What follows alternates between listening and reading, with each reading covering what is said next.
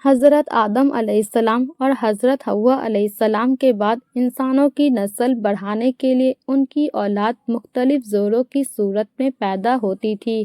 اس وقت میں اللہ تعالیٰ کے حکم سے ایک حمل میں پیدا ہونے والا لڑکا اور لڑکی آپس میں شادی نہیں کرتے تھے، بلکہ دوسرے حمل کے بھائی یا بہن سے نکاح ہوا کرتی تھی۔ حضرت آدم علیہ السلام کے 2 بیٹے تھے، قابل اور حابل۔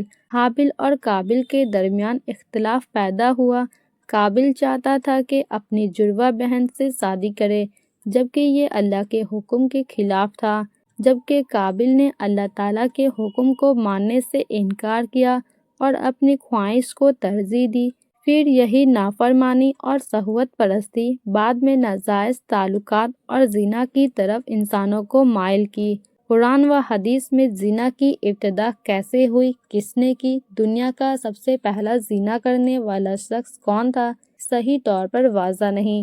قرآن میں سورہ الاسراء میں اللہ تعالیٰ فرماتے ہیں، اور زنا کے قریب بھی نہ جاؤ، بے شک وہ ہمیشہ سے بڑی بے حیائی اور برا راستہ ہے۔